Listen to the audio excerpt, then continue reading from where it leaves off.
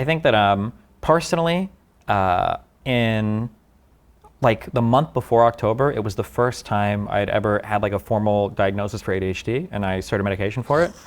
So I'm not joking. You're gonna do this TikTok crap, your mental illness? No.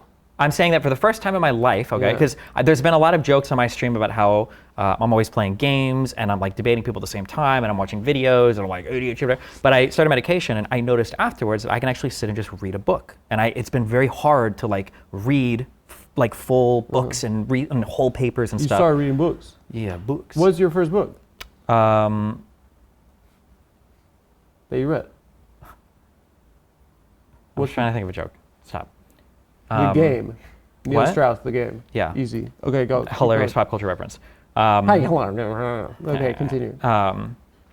For Israel-Palestine, it was. What was the first? You said you learned how to read. I think it was like book? Scars of War, Wounds of Peace by I think Shlomo Ben-Ami. Was his first book on the Camp David peace process. Yeah. But after I was able to like read stuff, history became a lot more interesting to me. Like a joke on my stream was always fuck history, that's boring as fuck. But now I super enjoy reading about history. And then in reading and learning the conflict, like there's just like a lot of cool people, events, like places. There's just like a lot of cool stuff involved. So what led you to the conclusion that you've reached? This is my sales pitch for Israel-Palestine, okay? Yeah. This is my issue, okay? Is that both sides are very invested in telling an entirely alternative history to the other side.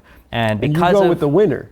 What? You go with the winners. No, I think there's a shared mutual history between the two. But the people on the far sides of this don't like to acknowledge any like of the shared stuff. So like for instance, in 48, right? Correct. I understand why the Jews would want to leave Europe after the Holocaust and everything else, and after they got promises from the British in 1917 with the Balfour Declaration and all this. I understand that. But I also understand if you're a Palestinian or an Arab, why you want to fight these motherfuckers coming in. They've made a bad bet. Seems like if we look today, it's a pretty good bet, no? No, because the objective of Zionism is to keep Jews safe, and in that sense, it's been a failure because they're at war the whole time. Yeah, the wars that they're winning, though, right?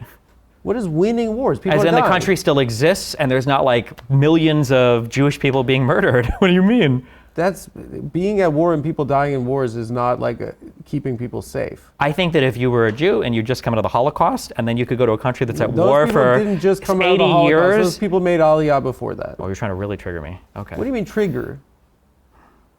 Okay. The majority of the Jews that were there by 48 were probably from Europe. I agree with you, right? First, second, third, there was a ton of aliyahs for people. Aliyot. Yeah, for people coming over. After 48, in every successive war, there was a huge migration of Jews from surrounding Arab states because people would get mad. Yeah. So today, the majority of the people living there are of Middle Eastern descent, right?